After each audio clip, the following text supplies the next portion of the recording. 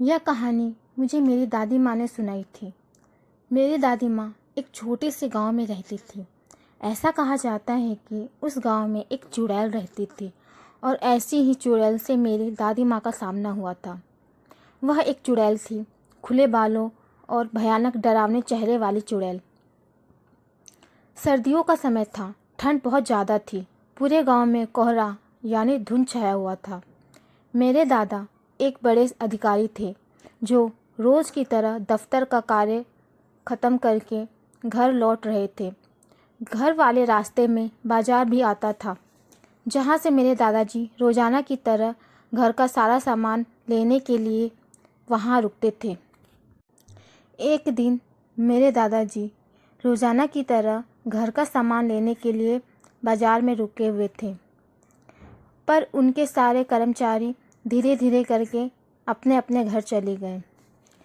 दादाजी को बाज़ार से सामान लेते समय का पता ही नहीं चला कि कब शाम हो गई। जब उन्होंने अपनी घड़ी देखी तो पता चला कि आज तो घर पहुंचने में बहुत ही ज़्यादा देर हो जाएगी। तो दादाजी ने सोचा, क्यों ना जंगल वाले रास्ते से चला जाऊं। अगर वहां से जाया गया तो घर समय से पहुंचा जाऊंगा। और फिर क्या था, दादाजी ने अपनी गाड़ी जंगल की ओर घुमा दी। शाम होने के कारण जंगल में बहुत ज़्यादा अंधेरा हो गया था। दादाजी तेज़ स्पीड में गाड़ी चला रहे थे। तभी उनके सामने अचानक एक औरत आ गई। दादाजी ने अपनी गाड़ी तुरंत रोक दी। दादाजी ने औरत की तरफ देखा तो वह औरत ज़ोर ज़ोर से रोने लगी। दादाजी ने सोचा कि वह औरत किसी मज़दूर की पत्नी होगी जो इस सुनसान जंगलों में रास्ता भटक गई है। रास्ता सुनसान था, इसलिए मेरे दादाजी ने सोचा कि इस औरत की मदद की जाए। उन्होंने उस महिला से पूछा कि इस जंगल में वह अकेले क्या कर रही है। इस पर उस महिला ने कोई जवाब नहीं दिया और ज़ोर ज़ोर से रोने लगी, मानो ऐसा लग रहा था कि सारा जंगल उस महिला की रोने की आवाज़ से गूंज रहा हो। दादाजी ने फिर से पूछा कि आपका घर कहाँ है। फिर भी वह महिला कुछ नहीं बोली। तब दादाजी को लगा कि शायद यह बहुत डरी हुई है, इस वजह से कुछ बोल नहीं पा रही।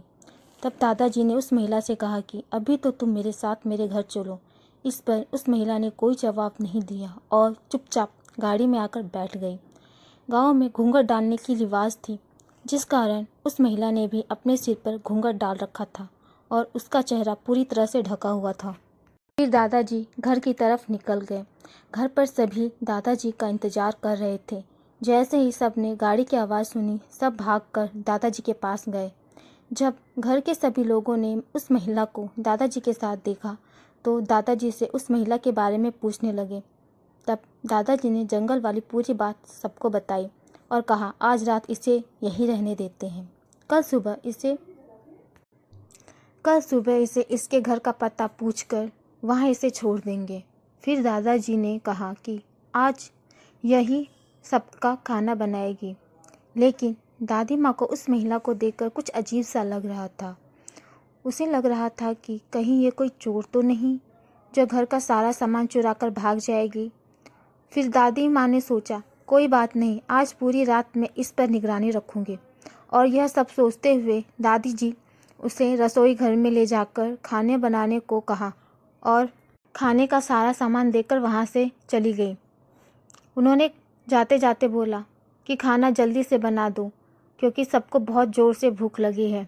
यह कहते हुए वो वहाँ से निकल गई। लेकिन दादी माँ ने उस महिला को रसोई में भेज तो दिया था, पर उनका मन शांत नहीं था। लगभग आधे घंटे बाद दादी माँ फिर से रसोई घर में गई तो देखा कि वह महिला अभी तक मछलियाँ बैग में से निकाल रही थी, जिसे देखकर दादी माँ को और भी गुस्सा आ गया और गुस्से में उन्होंने बोला, अभी तक तुमने खाना नहीं बनाया, तुम कब खाना बनाओगी और कब हम लोग खाएंगे। उस महिला का चेहरा अभी भी ढका हुआ था, इसलिए घर के किसी भी सदस्य ने उसका चेहरा नहीं देखा था। दादी माँ ने उसका चेहरा देखने की कोशिश की, पर चेहरा ढका होने के कारण देख नहीं पाई। दादी माँ ने जाते जाते बोला, अगर किसी चीज़ की ज़रूरत हो तो बुला लेना, लेकिन उस महिला ने कोई जवाब नहीं दिया। दादी माँ ने सोचा कि हो सकता है कि इस अनजान लोगों की वजह से यह झिझक रही हो। जिसके बाद दादी माँ वहाँ से चली गई। जब सारे लोग बाहर बैठकर बातें कर रहे थे, तब रसोई घर में से अजीबोगरीब आवाज़ें आ रही थी। दादी माँ ने सोचा कि हो सकता है खाना बना रही होगी तो बर्तनों की आवाज़ आ रही होगी। तो दादी माँ ने ज़्यादा ध्यान नहीं दिया और बातें करने लगी। करीब करीब आधे घंटे बाद जब दादी माँ रसोई में गई तो वहाँ का नज़ारा देखकर दादी माँ बहुत ज़्यादा डर गई। उनका पैर ज़मीन से हिल ही नहीं रहा था और तो और डर के मारे आवाज़ भी नहीं निकल रही थी। दादी माँ ने देखा वह महिला रसोई में बैठकर कच्ची मछलियाँ खा रही है और हड्डियाँ और मांस के टुकड़े जगह जगह बिखरे पड़े हुए हैं। और तो और जब उस महिला का घूंघट सिर पे भी नहीं था, तब दादी माँ ने उसका चेहरा देखा जो साफ साफ दिखाई दे रहा था। उसका चेहरा बहुत ही डरावना था, दिख रहा था। लंबे काले बाल, बड़े बड़े नाखून, चेहरा मानो आधा जला हुआ था। वह एक भयानक और डरावनी चुड़ैल लग रही थी। वह चुड़ैल मछली खाने में इतनी मगन थी कि उसने दादी माँ को रसोई घर में आते हुए नहीं देखा था, लेकिन दादी माँ ने उस चुड़ैल को साफ साफ देख लिया था। दादी माँ न तो चिल्ला सकती थी और न ही मुंह से आवाज़ निकाल सकती थी।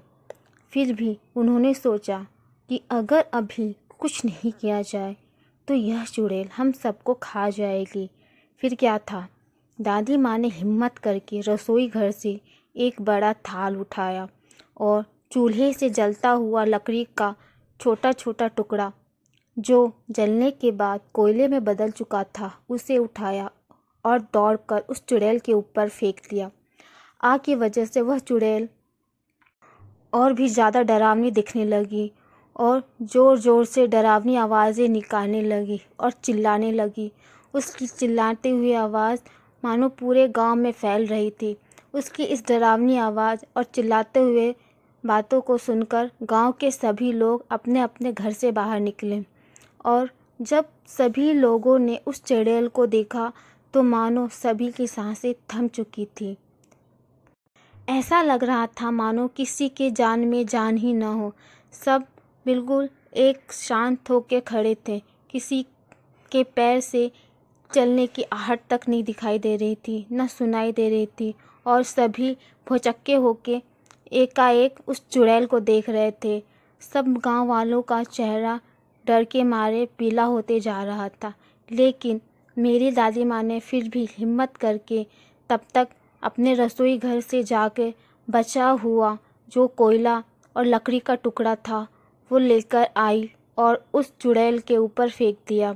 वह चुड़ैल अपने ऊपर जलती हुई कोयला और आग की लपेटों में आते हुए इतनी डर गई कि वह चिल्लाते हुए जंगल की ओर भागने लगी।